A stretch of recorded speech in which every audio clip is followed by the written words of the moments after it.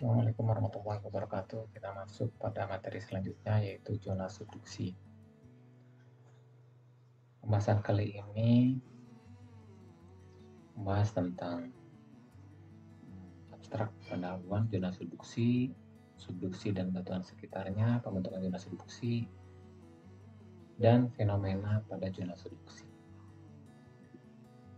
Di mana zona subduksi adalah sebuah lempeng yang berlainan jenis antara lempeng benua dan samudra yang saling berdekatan, di mana lempeng samudra menelusup ke lempeng benua tersebut ke dalam atmosfer. Lempeng samudra mengalami subduksi karena memiliki densitas yang lebih tinggi. Kenapa lempeng samudra menelusup ke bawah lempeng benua? Karena intinya bahwa lempeng samudra memiliki densitas yang sangat tinggi. Kita lihat dari sini ya, ini adalah lempeng benua continental crust, dan ini oceanic crust, lempeng samudra, di mana densitas lempeng samudra 3 ya, sedangkan lempeng benua 2, maka pada saat bertemu antara lempeng samudra dan benua, lempeng samudra menelusup ke bawah ke lapisan litosfer ini. Ya. Ini ya, lempeng benua kurang lebih 2,8, lempeng samudra 3,2, dan asthenosfer 3,3 asthenosfer. Jadi asthenosfer, lempeng samudra di atas harus mengambang di atas asthenosfer. Ini litosfer, ini asthenosfer di bawah, di daerah ini sampai ke lapisan litosfer. Hasil dari penunjaman tersebut pada zona subduksi akan menghasilkan palung, cekungan forearc basin, busur magmatik, dan cekungan backarc basin. Ya. Ini ya, daerah subduksi akan menghasilkan palung. Ini cekungan forearc basin dan backarc basin. Ini adalah busur vulkanik. Ini depan busur. Kalau depan busur adalah menghasilkan cekungan forearc basin dan trend. Belakang busur menghasilkan cekungan backarc basin. Ini cekungan hasil depan. Ini forearc, backarc, dan ini trend palung. Dimana di lokasi subduksi juga akan menghasilkan gempa bumi. Nah, interaksi antara dua lempeng tersebut yang saling menumbuk akan menghasilkan pergerakan pada batuan sekitarnya dan menghasilkan sebuah patahan. Hasil tumbukan tersebut menghasilkan getarannya, menghasilkan sebuah gempa. Ada 3 zona gempa: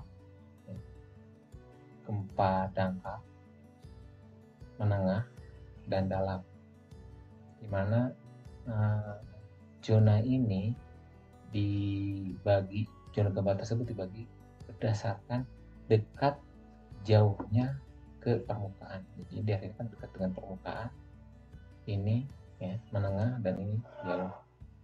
Dan ini selama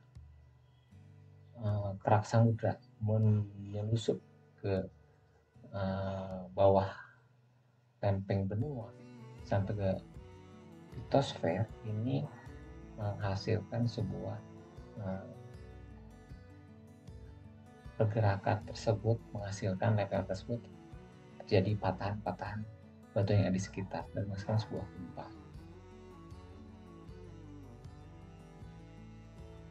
Ini ke sini antara daerah pertemuan antara lempeng benua dan samudra ini adalah zona Wadati Benioff, dan pada kedalaman tertentu akan mengalami pelelehan batuan menghasilkan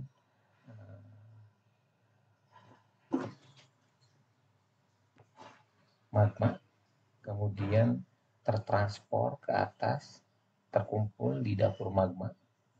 Suatu ketika apabila udah tidak tertahan lagi, akan bergerak ke permukaan. Maka di sanalah terjadi letusan gunung api.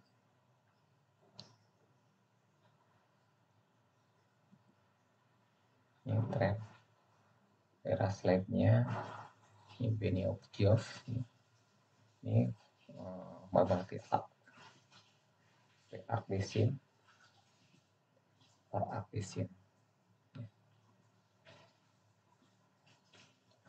Batuan terbagi dalam 3 jenis batuan, yaitu batuan beku, batu yang terbentuk dari pembekuan kristelisasi magma baik di dalam bumi maupun di permukaan bumi. Jadi batuan hasil dari magma, hasil dari ini pencairan ini magma baik membeku di bawah permukaan maupun di atas permukaan, itu namanya batuan beku.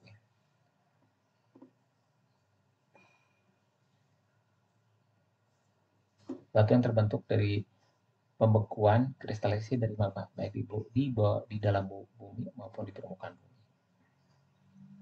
Sedangkan batuan metamorf adalah batuan sebelumnya mengalami perubahan komposisi kimia tanpa melalui fase cair dalam keadaan padat, terbentuk mineral baru akibat proses perubahan P dan T atau keduanya. Jadi batuan sebelumnya itu bisa batuan beku, bisa batuan sedimen, atau batuan metamorf itu sendiri mengalami perubahan komposisi kimia. Jadi mengalami perubahan komposisi kimia menjadi mineral baru, menjadi batuan baru tanpa melewati fase cair. Kalau melewati fase cair itu jadi magma kembali.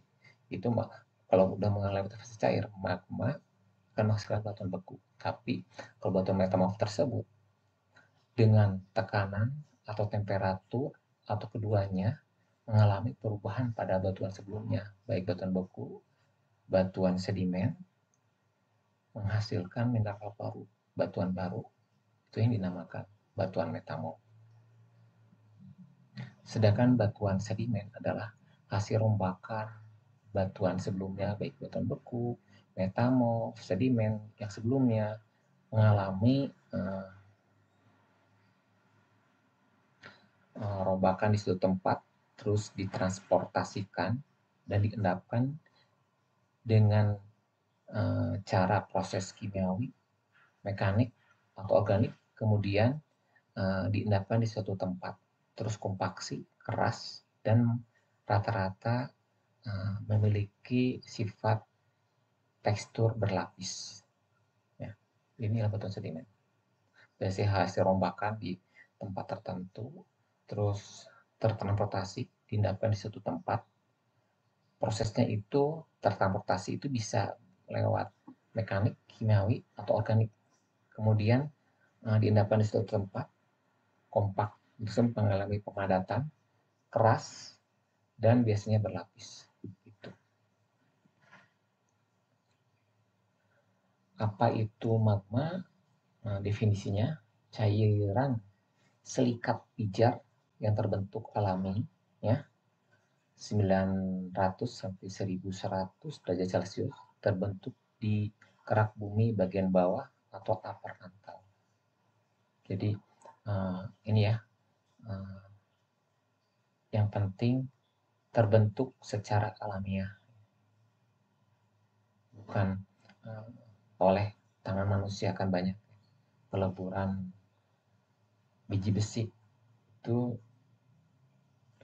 dengan temperatur tinggi juga, itu bukan magma ya, tapi magma itu terbentuk di alam, terbentuk secara alamiah. Itu nah ya,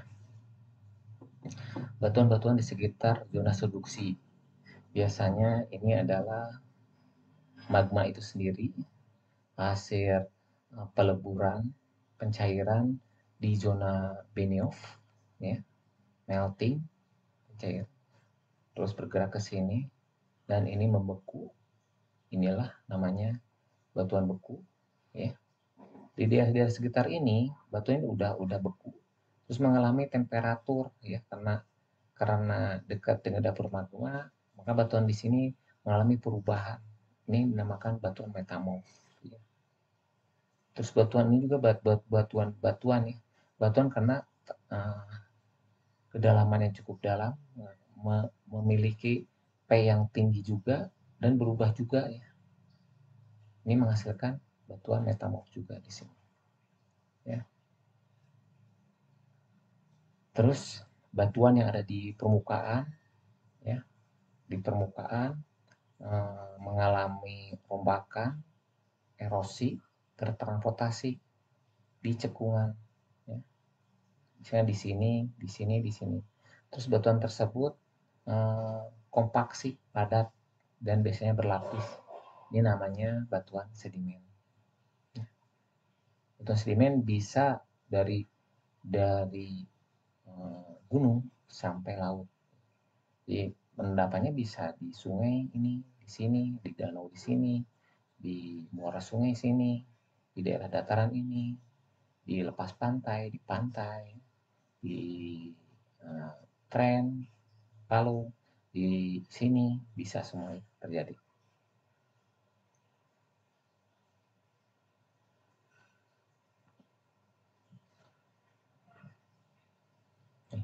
Batuan beku di zona subduksi ya. Ini intrusi batuan beku di bawah permukaan bumi namanya intrusi.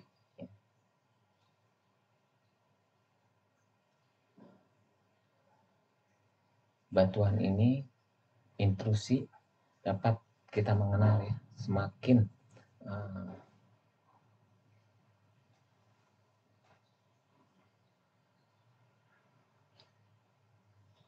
di bawah semakin batuan tersebut pembekuannya secara perlahan akan menghasilkan mineral yang besar. Dan apabila pembekuannya di permukaan, pembekuannya dengan cepat, jadi menghasilkan mineral yang halus. Ya. Ini adalah mineral seri bowen, bahwa komposisi magma terdiri dari 8 unsur utama, yaitu O, Si, Al, Fe, Ca, Mg, Na, K, dan juga mengandung senyawa H2O dan CO2, serta beberapa komponen gas H2S, HCl, CH4, CO. Pada berbagai kondisi, temperatur magma dapat berdiferensiasi atau mengalami kristalisasi membentuk berbagai asosiasi mineral berupa berbagai jenis batuan beku. Pada saat magma mengalami pendinginan, akan terjadi kristalisasi yang berbagai mineral utama, yaitu mengikuti suatu aturan yang dikenal dengan namanya nilai seri bowen, bahwa di batuan beku tersebut bisa dominan ya, olivin, piroxen, dan bisa juga dominan biotit, kuarsa. Ya. Di ada kelompok ini atau ada kelompok ini ya, kelompok ini biasanya menghasilkan nama batuannya peridotit ya. kelompok ini piroksen olefin piroksen ini menghasilkan gabro basal. Ada piroksen amfibol biotid menghasilkan diorit andesit ya. Kalau dominan kuarsa ada sedikit biotid akan menghasilkan granit atau riolit.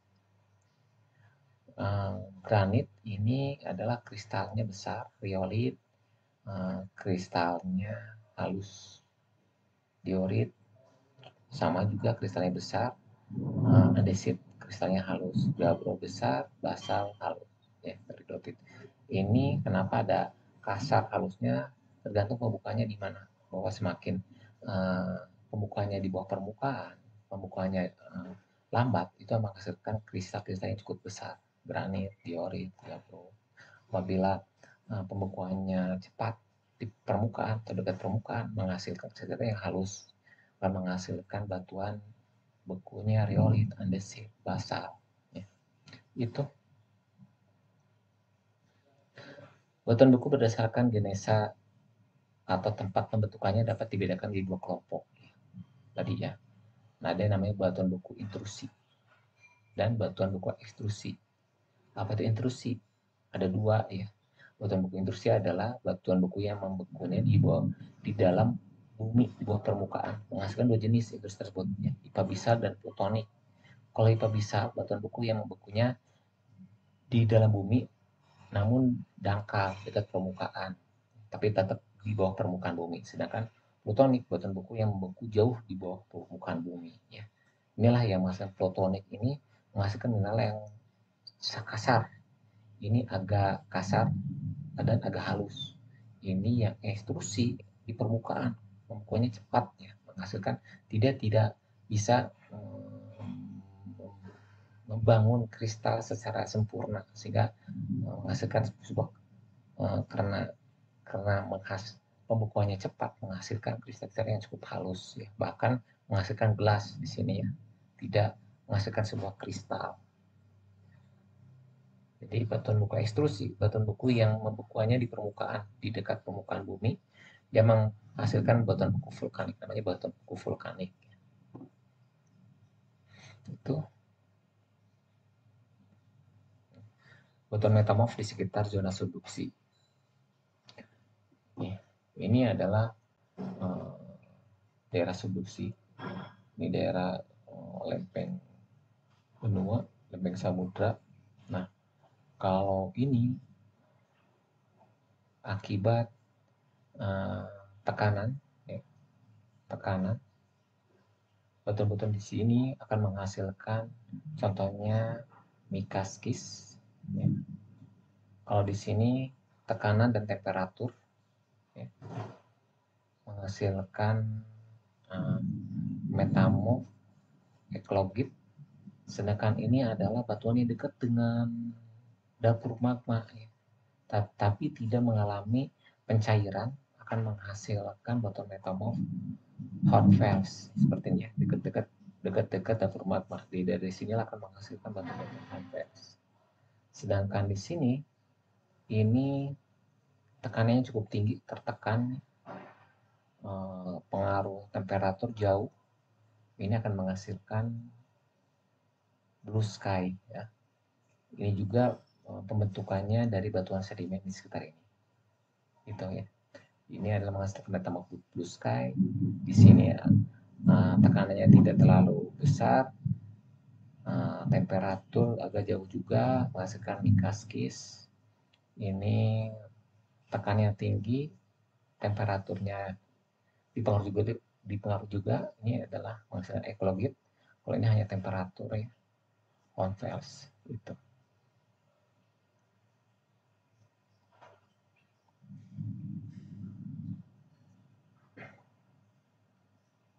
Ini ya, daerah subduksi, kalau ini diciumkan kemasan seperti ini. Inilah ya, dari daerah ini Forat basin, ini sedimen-sedimen yang sebelumnya, nah tertekan ya, mengalami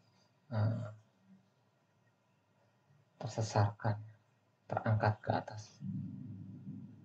namanya di daerah akresi, di daerah akresinya ada akresi.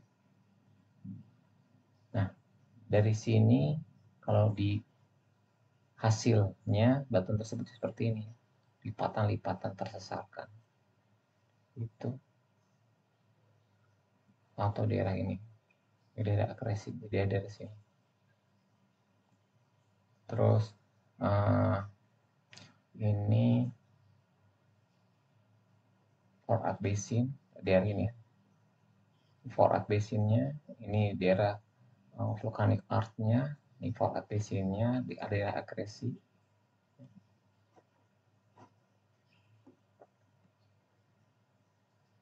Terdapatan mineral pada T dan P tertentu yang berhubungan dengan kedalaman. Ya.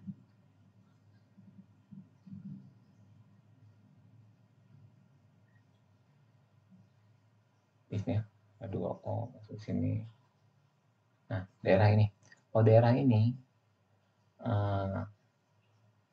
batuan yang didapat di daerah lempeng samudra adalah batuan bukunya basalt, gabbro, greenschist, amphibol, ya, mineralnya. Kalau di daerah ini, daerah-daerah subduksi akan menghasilkan serpentinit, ya. Daerah ini amphibol, terus daerah bawah lagi eklogit, daerah-daerah subduksi.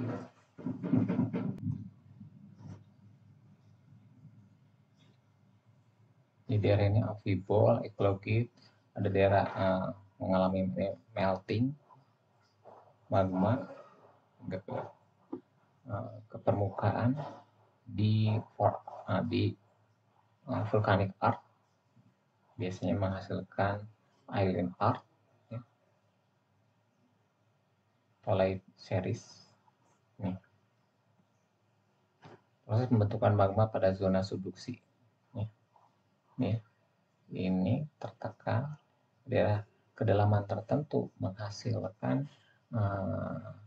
temperatur tekanan tinggi akan mencairkan batuan di sekitar ini, ya, menghasilkan peleburan, pencairan, pelelehan daerah ini, terus tertransformasikan masuk ke dapur magma, ya, asimilasi campuran oleh sedimen batuan yang ada di sekitar ini, terus masuk kantong, ya. Kalau ini udah penuh, tidak tertampung, akhirnya ke permukaan. Itu. Lokasi endapan mineral kaitannya dengan struktur lempeng tektonik. Ini adalah subduksi, ini lempeng samudra, ini lempeng benua, lempeng samudra. Daerah-daerah lempeng samudra, di lempeng samudra, di daerah mid oceanic ridge itu akan menghasilkan mineral copper, zinc. Daerah lempeng samudra ini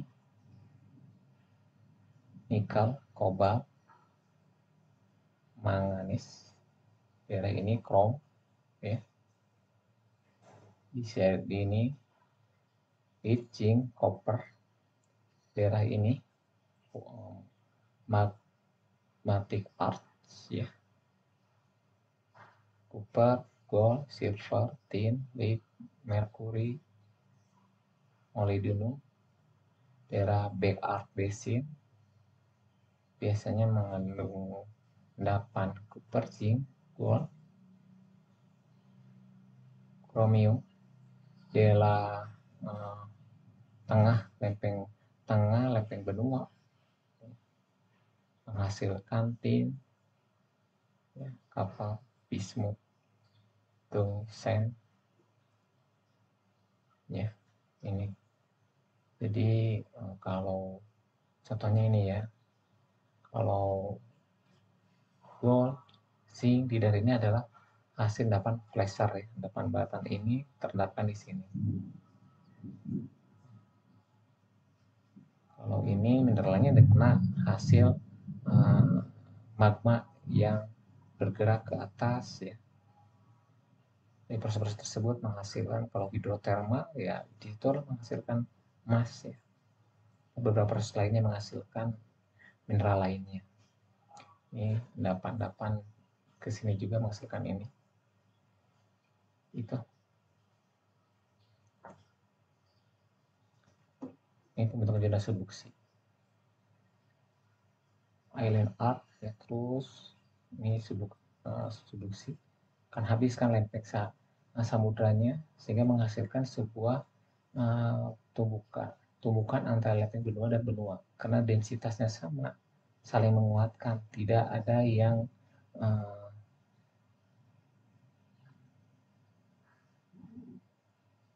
menunjang, akhirnya menghasilkan sebuah gunungan collision ya. Kemudian ini tumbukan terus dan ini ada lempeng samudra, akhirnya di sini menunjang ke sini. Jadi asalnya menunjang ke sini karena ini lempeng benua. Saat ini sudah habis benua-benua, lempeng samudra ini karena densitasnya ini berat akan ini menunjang ke sini. Seperti itu.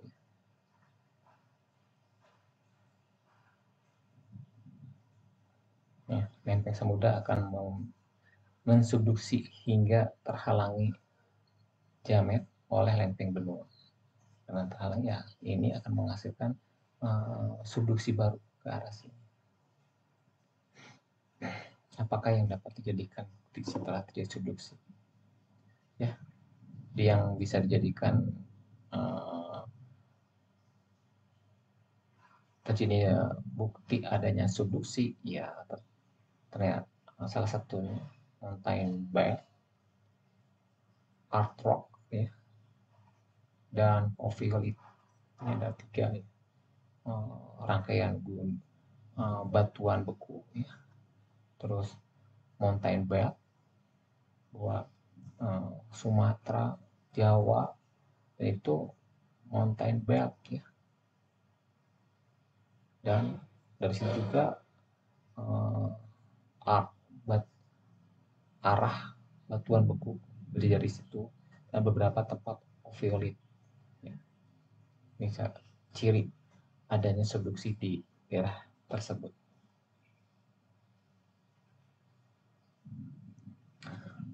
Struktur seismik ya, bahwa ini seismik gempa bumi yang ada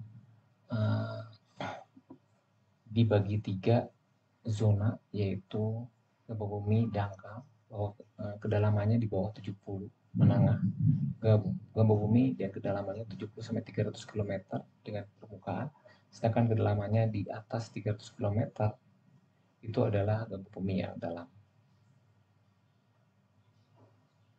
Gempa bumi tersebut biasanya terdapat di daerah Benioff, Wadati Benioff, di daerah sini, dan juga di daerah ini ya. Ini adalah gempa bumi kalau daerah terobosan magma ke permukaan, ini namanya gempa bumi vulkanik karena gempa bumi akibat pergerakan batuan beku menuju ke permukaan yang akan menghasilkan letusan gunung api.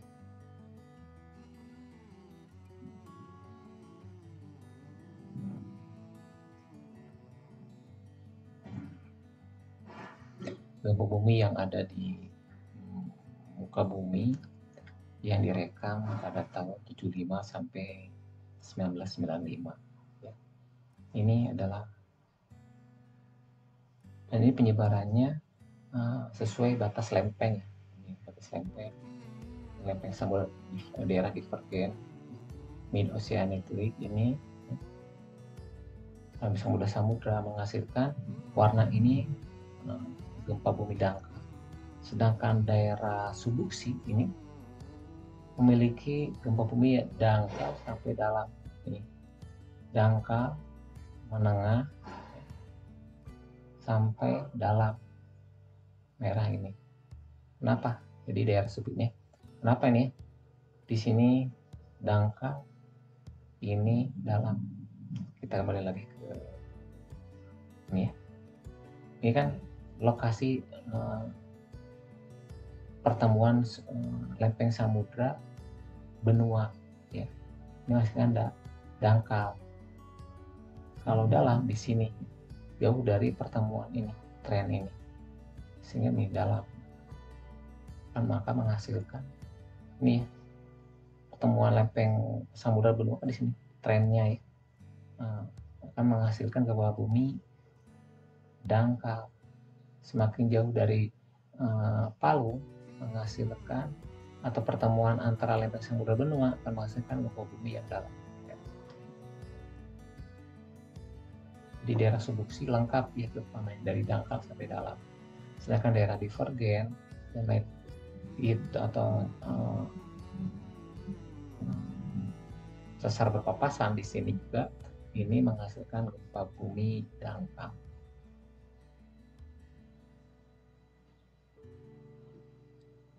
Subduksi memiliki gempa bumi dangkal sampai dalam.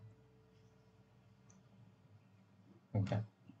Daerah-daerah mid-oceanic dan sesar berpapasan ini menghasilkan gempa bumi dangkal semua. Tetapi daerah-daerah subduksi ini digambarkan dengan garis hitam dan segitiga, ini menghasilkan gempa bumi dangkal sampai dalam.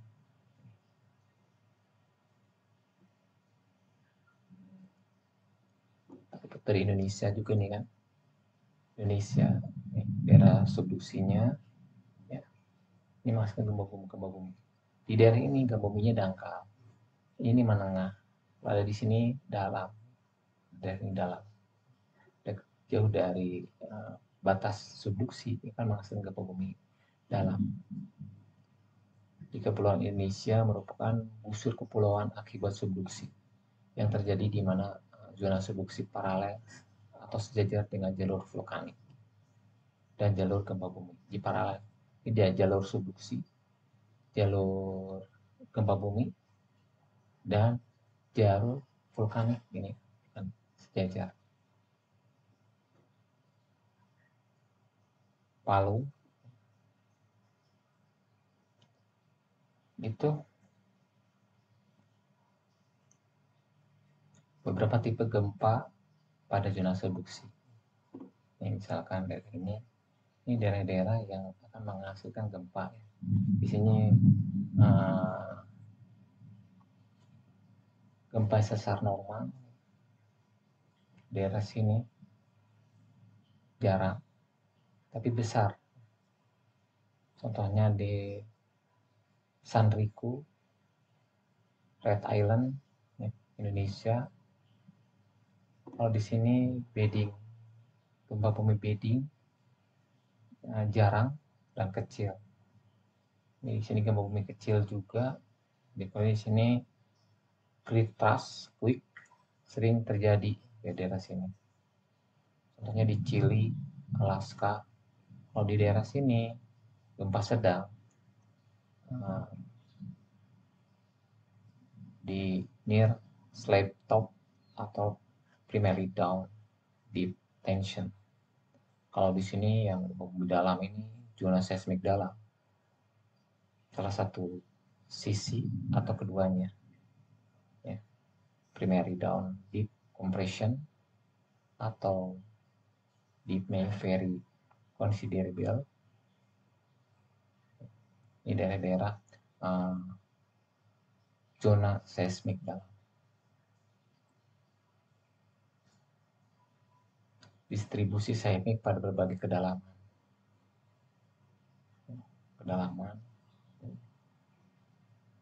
disebabkan oleh down deep tension atau disebabkan oleh down deep compression, bisa sebagai tension atau kompresi tekanan atau tension tarikan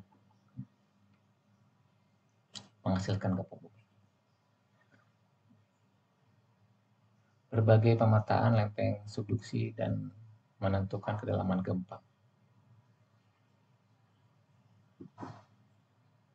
ada pemodelan subduksi model termal dan model tomografi. Model termal, ya, analitik termal sederhana, model numerik. Kedalaman maksimum gempa bumi untuk zona subduksi yang berbeda-beda sebagai sebuah fungsi parameter termal. Nah, ya, termalnya, terus gempa buminya, kedalamannya. Jadi parameter termal vs kedalaman gempa maksimum.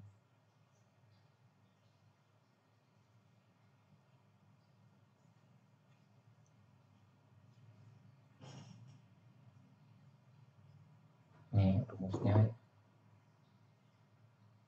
Kedalaman maksimum isotermal sebanding dengan laju subduksi dan kuadran ketebalan lempeng,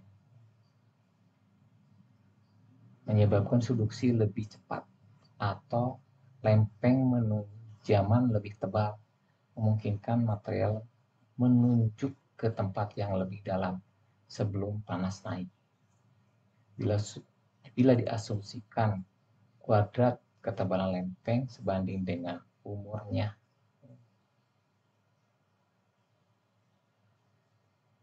maka kedalaman maksimum gempa dikendalikan oleh temperatur, sehingga gempa bumi akan berhenti ketika material mencapai temperatur yang sangat tinggi. Dan dengan memasukkan faktor koreksi kemiringan penunjaman sin dari apa ini? Di fungsinya adalah ini, TV sin.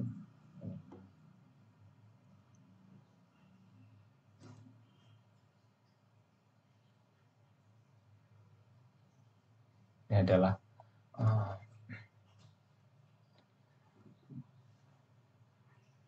slab, ya, waktu miliar tahun, dan ini mantel temperatur slabnya.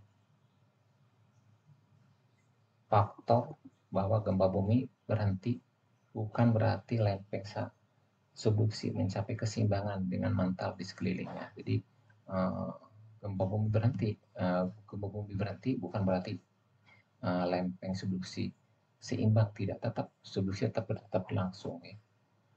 Porsi paling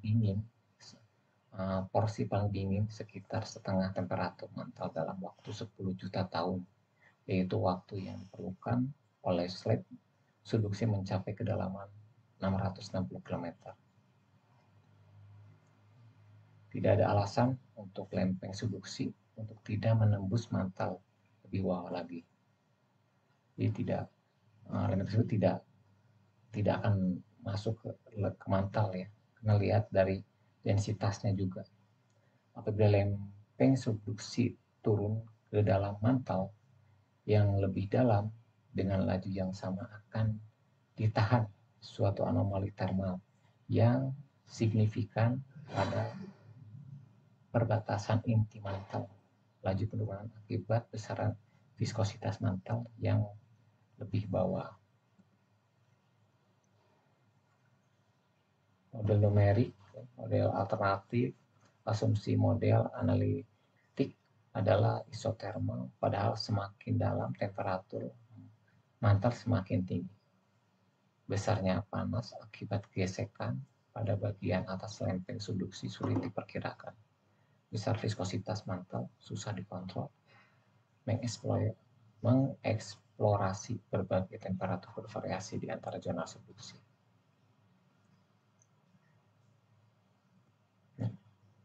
Model numerik, ya. Model numerik seperti ini. Ini kedalaman, ini temperatur seperti ini. Buat catatan, lempeng subduksi yang mempunyai temperatur termal lebih tinggi, peningkatan panasnya lebih lambat sehingga menjadi lebih dingin. Tuh. Masih seperti ini, ya. dari temperaturnya.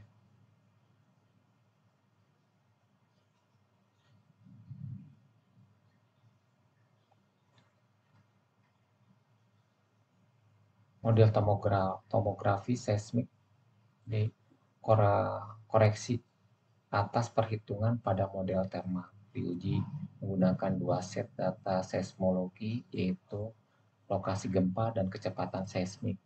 Terus kemudian citra tomografi memberikan kesan deskripsi lempeng subduksi aktual yang layak. Waktu tempuh tomografi melewati zona subduksi menunjukkan kecepatan yang tinggi. Ini hasilnya ya, citra tomografi seperti ini, sehingga menghasilkan sebuah ini anomali kecepatan, inversi tomografi, model thermal seperti ini, citra tomografi seperti ini, dan menghasilkan nih citra tomografi ya seperti ini hasilnya di Jepang ya, di Jepang.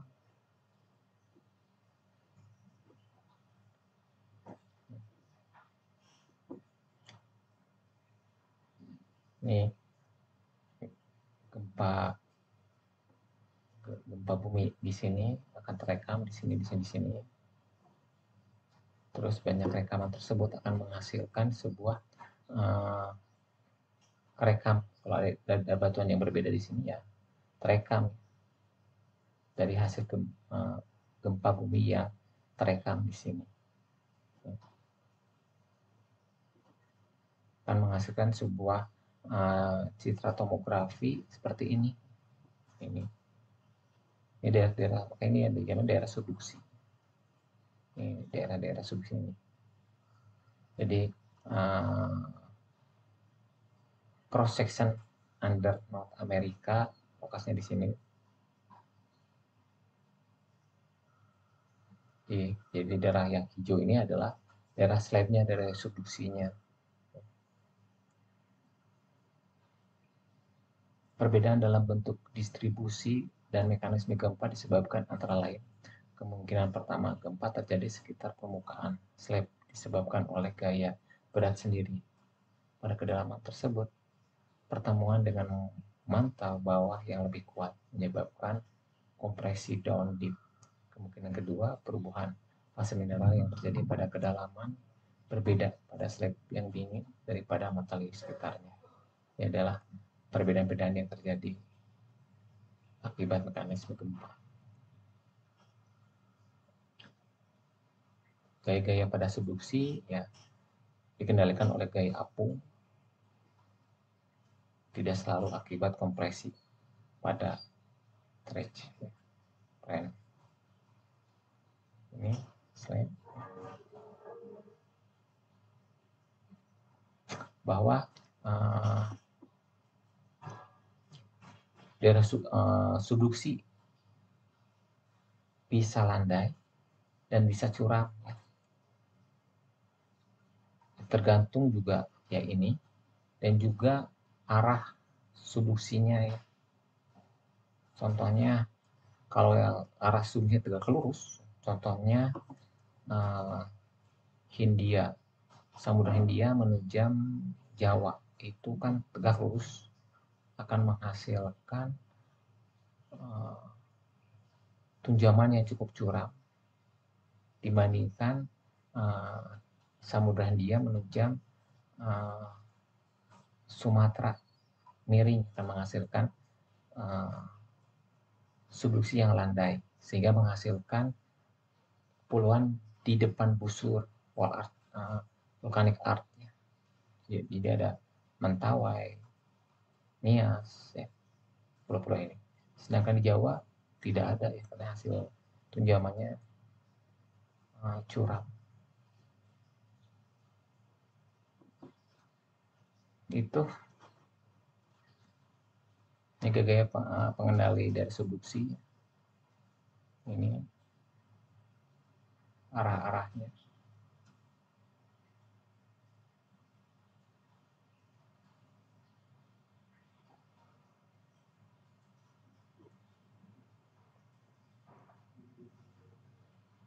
Ini menurut negatif Ponzi. F, R, F, R, R. Jika R lebih besar F, maka akan deformasi, ada gempa. Jika R lebih kecil daripada F, maka tidak ada deformasi. Dan slab lancar. Tuh.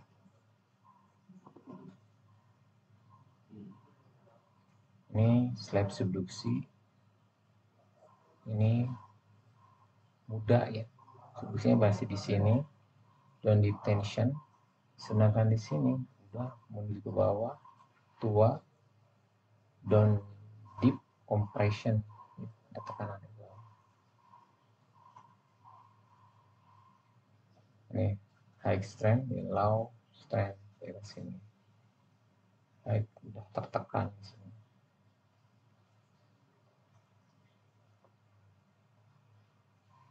Ini kecepatan absolute lempeng yang litosfer bertambah terhadap fraksi dari batas lempeng yang dibentuk dari slab subduksi, menunjukkan bahwa slab merupakan gaya pengendali utama untuk gerakan lempeng.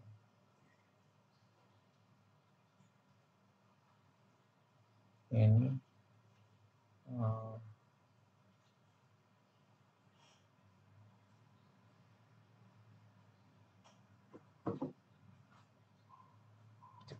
kecepatan Arabi, India, Nekas, Pacific, Cross, dan ini adalah persen dari slab ini.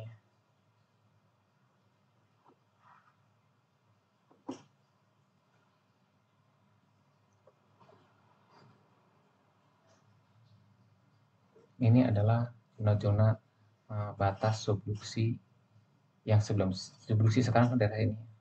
Sebelumnya ini adalah ada beberapa subduksi yang bergerak ke sini. Sebelumnya subduksi lokasinya di sini. Ini tersier subduksi zone ini.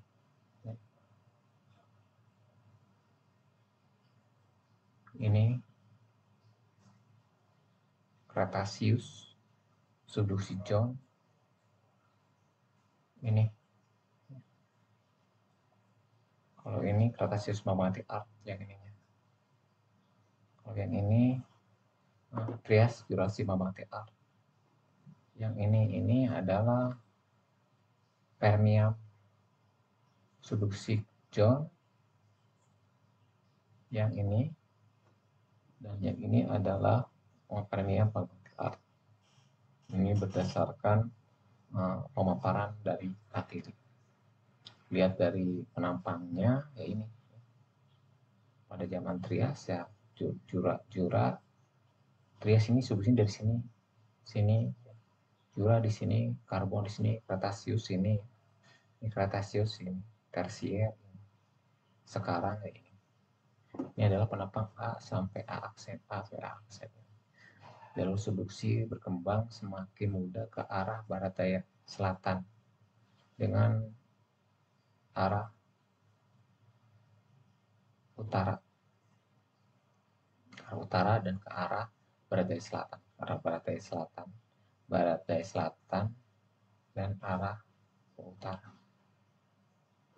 Ini berdasarkan Katili. Nah, daerah subduksi ini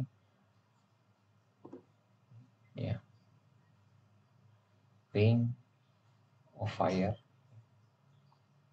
cincin api, daerah ini menghasilkan busur Kepulauan Pasifik. Ini Kepulauan Pasifik, Kepulauan Mediterania, Kepulauan Indonesia, menghasilkan jalur vulkanik ya, jalur vulkanik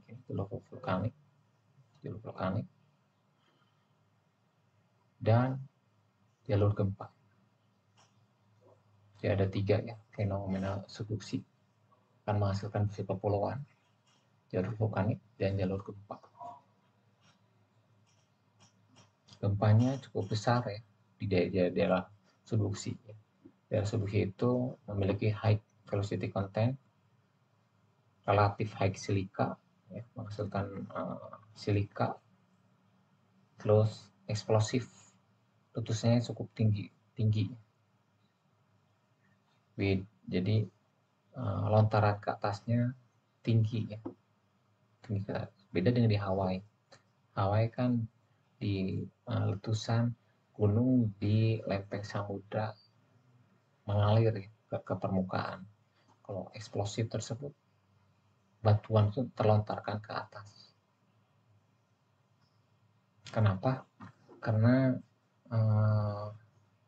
high silika ya. Biasa kalau di mineral seribon itu dominan ke arah bawah, dominan kuarsa ya. Itu biasanya memiliki magma yang kental dibandingkan yang yang basah cair ya. Itu maka dengan kekentalan tersebut untuk menekan magma ke permukaan itu cukup memiliki harus menggunakan energi yang cukup tinggi. Saat ke permukaan dia melontar terlepas kanan secara keras sehingga letusannya cukup eksplosif. Contohnya di Montserrat ya, dari sini, Pinatubo Filipina sini ya, Krakatau di Selat Sunda ya, dan menghasilkan vulkanik strato itu ini ya, ke atas selang-seling endapan piroklastik dan lava. Ini pembentukan kaldera dia pada saat merobos ke semua arah hancur sehingga ini kan daerah ini hancur jatuh ke bawah. Misalnya nih puncaknya ini jadi di sini jatuh ke bawah. Jadi pembentukan kaldera tersebut zona erupsi jalur vulkanik menghasilkan gunung api strato terobos magmatik di segala arah.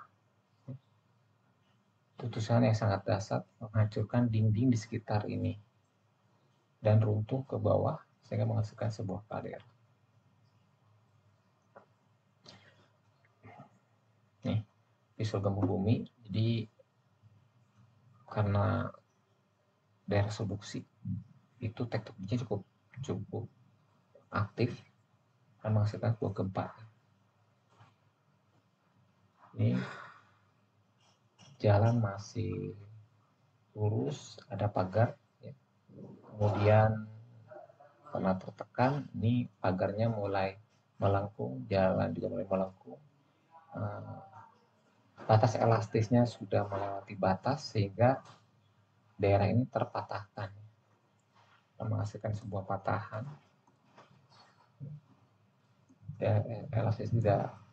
Elastisitasnya maksimal sehingga patah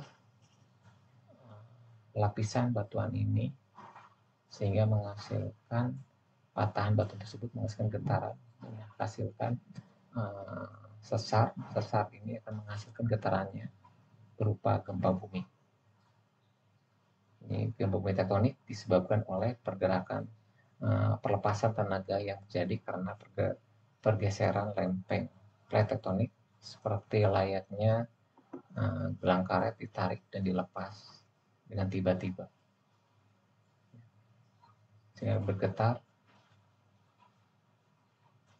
Sedangkan gempa bumi vulkanik yaitu akibat terobosan magma ya, pergerakan magma ke permukaan dalam gunung berapi, di mana gesekan batuan-batuan sekitar menghasilkan gempa bumi. Ya.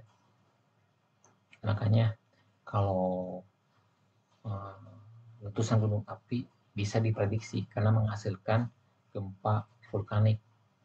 Sedangkan gempa bumi tektonik tidak bisa diprediksi karena belum ada alat yang bisa mendeteksi kapan terjadinya gempa. kapan terjadinya elastisitas batuan ini tercapai maksimum sehingga batuan ini akan tersesatkan, terbelahkan. Dari sesar tersebut menghasilkan getaran yang dinamakan gempa bumi. Apabila gempa bumi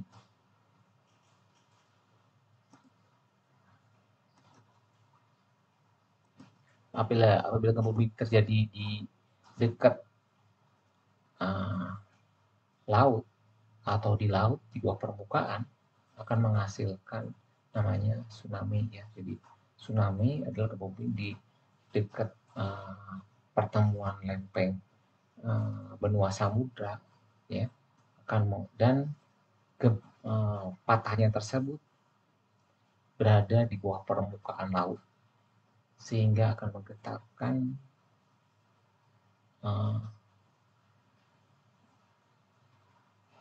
air ya, laut tersebut sehingga menghasilkan gelombang yang namanya tsunami.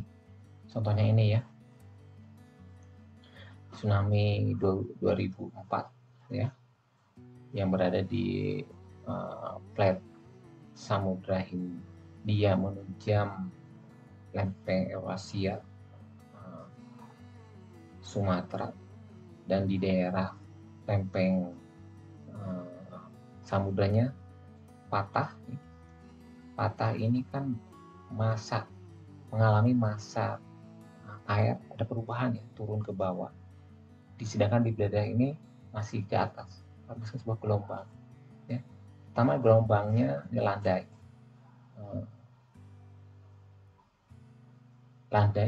namun panjang gelombangnya panjang. Semakin ke darat, karena kedalamannya mendekat, frekuensinya tinggi dan panjang gelombangnya semakin memendek, akan menghasilkan tinggi gelombang yang cukup tinggi.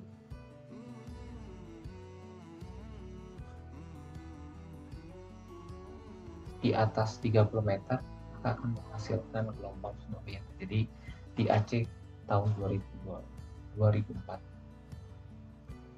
Jadi kesimpulannya, zona subduksi merupakan pertemuan lempeng benua dan lempeng samudra, di mana lempeng samudra menyusup ke bawah lempeng benua karena memiliki densitas yang lebih tinggi. Zona subduksi mempunyai bermacam-macam variasi gempa dengan mekanisme kedalaman yang berbeda-beda, yaitu lempeng subduksi menghasilkan gempa dangkal, menengah sampai dalam. Pada zona subduksi terbentuk berbagai jenis batuan yang memiliki endapan mineral yang bernilai ekonomis. Jadi berbagai macam mineral hasil subduksi tersebut menghasilkan mineral yang dapat kita dimanfaatkan ya. Terus fenomena subduksi juga menghasilkan pertama busur kepulauan, kemudian jalur vulkanik, jalur letusan gunung api, dan jalur gempa bumi. Jalur gempa bumi akan menghasilkan sesar dan tsunami. Itu